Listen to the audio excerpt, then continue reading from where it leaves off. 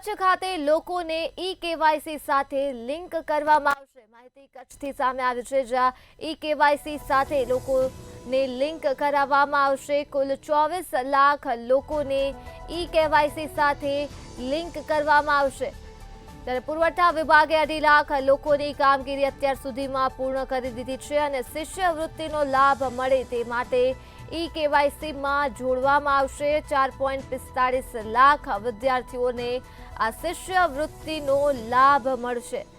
તો કચ્છથી વિગતો મળી છે, જ્યાં લોકોને ઈ-કેવાયસી સાથે લિંક કરવામાં આવશે। 24 લાખ લોકોને ઈ-કેવાયસીની સાથે લિંક કરાશે। પુરવઠા વિભાગ દ્વારા અત્યાર સુધીમાં 2.5 લાખ લોકોની કામગીરી પૂર્ણ થઈ ગઈ છે અને શિષ્યવૃત્તિનો લાભ મળે તે માટે ઈ-કેવાયસીમાં જોડાશે। 4.45 લાખ વિદ્યાર્થીઓને શિષ્યવૃત્તિનો લાભ મળશે।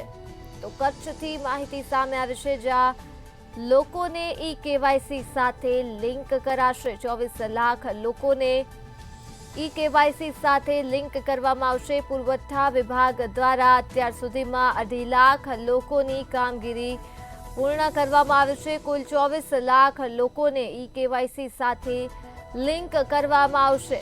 શિષ્યવૃત્તિનો લાભ મળે તે માટે ઈ-કેવાયસીમાં જોડાશે।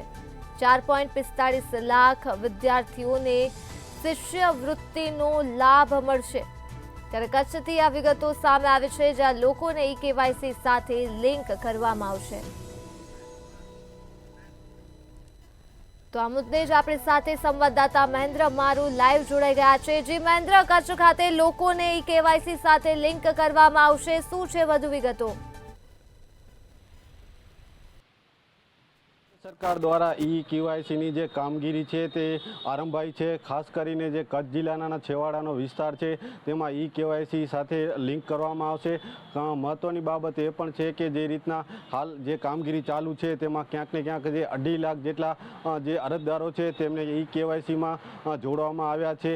તો મહત્વની બાબત એ પણ છે કે કચ્છ જિલ્લા પુરવઠા વિભાગ દ્વારા આ સમગ્ર જે ઝુંબેશ છે તેનું અભિયાન ચલાવવામાં આવી રહ્યું છે અને ખાસ કરીને જે 4,45,000 જેટલા વિદ્યાર્થીઓ છે જેમાં ખાસ કરીને જે પ્રાથમિક, ઉચ્ચતર માધ્યમિક અને કોલેજ વિદ્યાર્થીઓ છે જેમને શિષ્યવૃત્તિ મળે છે તેઓને સીધા સાંકળવામાં આવશે અને જે ઈ-કેવાયસીની લિંક છે તેમાં જોડાણ કરવામાં આવશે। તો મહત્વની બાબત એ પણ છે કે જે વિદ્યાર્થીઓ જેમાં ક્યાંક ને ક્યાંક શિષ્યવૃત્તિમાં અગવડતા પડી રહી છે તેનું પણ હાલ ધ્યાન રાખવામાં આવી રહ્યું છે।